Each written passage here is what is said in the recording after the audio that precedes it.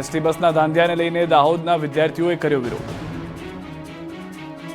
દાહોદના વિદ્યાર્થીઓ બસ લઈને હોબાળો મચાવ્યો. કેટલાક ગામડાઓમાંથી અપડાઉન કરતા વિદ્યાર્થીઓને એસટી બસને લઈને પરેશાની થઈ રહી છે. અનિયમિત બસ આવતી હોવાથી વિદ્યાર્થીઓ સમયસર સ્કૂલે પહોંચી શકતા નથી. જેસાવાડાથી દાહોદ સ્કૂલ અને કોલેજ આવતા વિદ્યાર્થીઓને મુશ્કેલી નડી રહી છે, જેથી વિદ્યાર્થીઓ બસ સ્ટેન્ડની બહાર એકત્ર થયા હતા. એસટી બસ સામે ચક્કાજામ કરીને હલ્લાબોલ કર્યો હતો.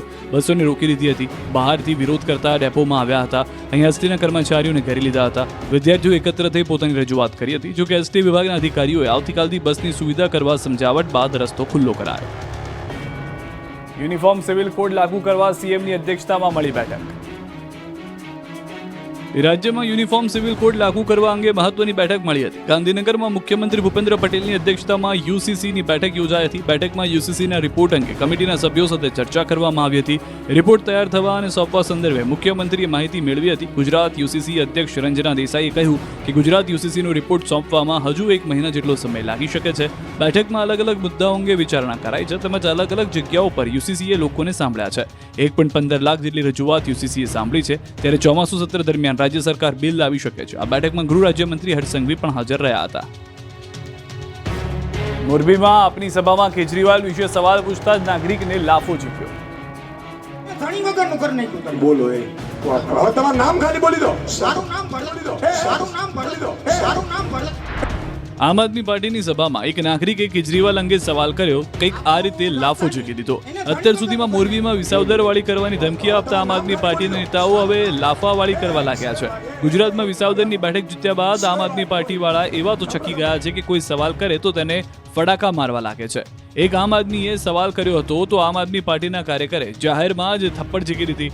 આ દ્રશ્યો મોરબીના છે, જ્યાં ગોપાલની પાર્ટીવાળાએ કાનાભાઈના ગામમાં ભરતને થપ્પડ એટલા માટે મારી કેમ કે એણે આમ આદમી પાર્ટી દિલ્હીના શાસન પર ઈસુદાન ગઢવીને જાહેરમાં 3 સવાલ કર્યા. મોરબીમાં આયોજિત ગુજરાત જોડો જનસભાને આપના પ્રદેશ પ્રમુખ સંબોધી રહ્યા હતા. ત્યારે જ ભરત ફુલતરિયા નામના એક યુવાને સીધા સવાલ કર્યા, જેના જવાબમાં એને તમાચો પડ્યો. આ દ્રશ્યોથી ખળભળાટ મચી ગયો. ભાજપ પર તાનાશાહી કરવાના આરોપ લગાવનાર પાર્ટીના જ કાર્યકરે સામાન્ય સવાલમાં જ લાફાવાળી કરી નાખી. ત્યારે સવાલ એ ઉઠી રહ્યો છે કે આ લોકો શું જનતાના અવાજને વાચા આપશે? સવાલ એ પણ ઉઠી રહ્યા છે કે શું વિસાવદરની એકમાત્ર જીતથી આપના કાર્યકરો છકી ગયા છે? શું એક જ સીટમાં આટલો બધો નશો ચડી ગયો છે? હજુ તો આ વિપક્ષમાં પણ નથી, ત્યાં આવી દાદાગીરી થઈ રહી છે. જો સત્તામાં આવે તો શું થાય? એવા સવાલ પણ ભોગ બનનાર યુવાને ઉઠાવ્યા છે.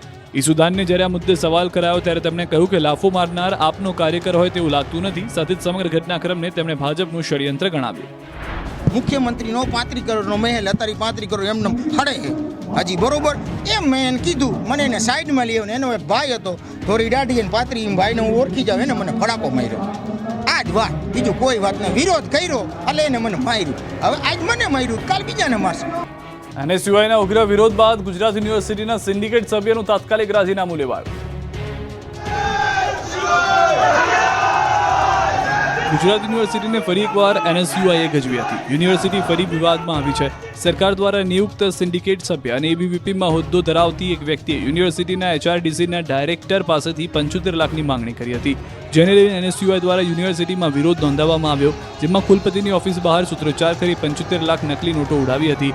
હાથમાં ખંડણીખોર, એબીવીપી ખંડણીખોર, હપ્તાખોર, શ્વેતા સુતરિયા સહિતના બેનરો સાથે મોટી સંખ્યામાં કાર્યકર્તાઓએ નારેબાજી કરી.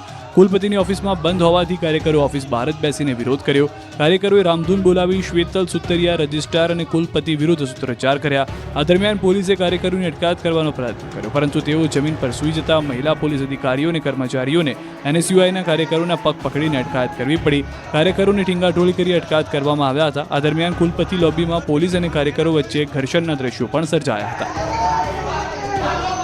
વડોદરામાં સ્માર્ટ વીજ મીટરના કારણે લોકો ગરમીમાં બફાયા.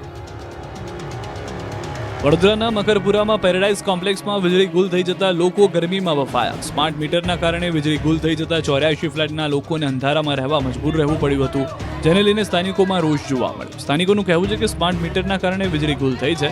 બપોરે 3 વાગ્યાથી કલાકો સુધી લાઇટો ગુલ રહી. લગભગ 84 ફ્લેટના નાગરિકો લાઇટ વગર રહ્યા, તેમજ વીજ કંપની સાથે વાત કરતા યોગ્ય જવાબ ન અપાયાનો આક્ષેપ કર્યો. કાલોલમાં દબાણો પર ફર્યું બુલડોઝર. પંચમહાલના કાલોલમાં ફરી એકવાર દાદાનું ચાલ્યું બુલડોઝર. કાલોલ પોલીસ સ્ટેશન સામેની સરકારી પડતર જમીનમાં ખડકેલા ગેરકાયદે દબાણને હટાવવા માટે તંત્રએ લાલ આંખ કરી સરકારી પડતર જમીનમાં બિનકાયદેસર બનાવવામાં આવેલા પાકા મકાનોને ખાલી કરવા અનેક નોટિસ આપી. અંતે મામલતદાર, નગરપાલિકા, પોલીસ સ્ટાફ, માર્ગ મકાન અને વીજ કંપનીનો સ્ટાફ સવારથી પહોંચી ગયો. બુલડોઝર સાથે પહોંચી કુલ 19 કાચા પાકા દબાણો દૂર કરાયા. 19 જેટલા દબાણકારોને આખરી નોટિસ આપવામાં આવી. આખરી નોટિસની મુદત પૂર્ણ થતાં દબાણો દૂર કરાશે. જૂનાગઢમાં દામોદર કુંડ લોકો માટે બંધ કરાયો, ભક્તોમાં રોષ. જૂનાગઢનો પવિત્ર દામોદર કુંડ લોકો માટે બંધ કરાયો. હવે દામોદર કુંડમાં લોકોને પ્રવેશ નહીં મળે. દામોદર કુંડમાં લોકોના પ્રવેશ પર પ્રતિબંધ મૂકવામાં આવ્યો છે. આ અંગેનું જિલ્લા અધિક મેજિસ્ટ્રેટ દ્વારા જાહેરનામું બહાર પડાયું.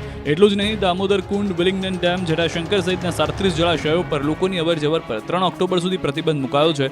લોકોની સુરક્ષાને ધ્યાનમાં રાખીને પ્રવેશ પર રોક લગાવાયો છે, જેને લઈને ભક્તોમાં રોષ ફેલાયો છે. કેમ કે દામોદર કુંડ ખાતે દરરોજ હજારોની સંખ્યામાં લોકો પિતૃ તર્પણ અને ધાર્મિક વિધિ માટે આવે છે, ત્યારે સામાન્ય દિવસોમાં પ્રતિબંધ હટાવવા અને જાહેરનામાનો ફેરફાર કરવા શ્રદ્ધાળુઓ માંગ કરી રહ્યા છે. છોટાઉદેપુરની સરકારી હોસ્પિટલ જ બીમાર, સુવિધાના અભાવથી લોકો પરેશાન. છોટાઉદેપુરમાં 20 કરોડથી વધુના ખર્ચે બની રહેલા નવીન સિવિલ હોસ્પિટલનું કામ મંથરગતિએ ચાલી રહ્યું છે. જૂના બિલ્ડિંગમાં જે હોસ્પિટલ છે તેમાં પૂરતી સુવિધા નથી, જેને લઈને અહીં આવતા ગંભીર પ્રકારના દર્દીઓને વડોદરા રિફર કરવામાં આવે છે. સાથે જ જનરલ હોસ્પિટલમાં સર્જન સિવાયના તમામ ડોક્ટરો કોન્ટ્રાક્ટ બેઝ પર છે. મંદગતિએ ચાલતા કામને કારણે લોકોમાં પણ નારાજગી વ્યાપી છે. દર્દીઓની મુશ્કેલી ઓછી થાય અને બાંધકામ પૂર્ણ થાય તેવી લોક માંગ ઉઠી છે. હોસ્પિટલનું કામ ચાલુ કરવામાં આવ્યું હતું 2023ની અંદર અને 2024ની અંદર એનું કામ સંપૂર્ણપણે પતી જવાનું, છતાં પણ અત્યાર સુધી એનું કામ થયું નહીં. બહુ ધીરી ગતિએ કામ ચાલુ થાય છે, જેથી આદિવાસી વિસ્તારના હરેક તમામ લોકોને છોટાઉદેપુરથી પ્રયાણ કરીને વડોદરા જવું પડે છે. અમારી માંગ એટલી છે કે છોટાઉદેપુર જિલ્લાના જે સ્થાનિક લોકો છે, આજુબાજુના ગામડાઓ છે, જિલ્લાના જેટલા પણ માણસો છે, એમની સારવાર અહીંયા વહેલી તકે શરૂ થાય. નસવાડીના ડણી ગામે પૂર્વ સરપંચના ભ્રષ્ટાચારના કારણે નવા સરપંચ ચાર્જ લેવા તૈયાર નથી. છોટાઉદેપુર જિલ્લાના નસવાડી તાલુકાના ડણી ગામની એક મહિલા સરપંચ ચૂંટણીમાં જીત તો મેળવી, પરંતુ તે પંચાયતના સરપંચ તરીકે ચાર્જ લેવા તૈયાર નથી.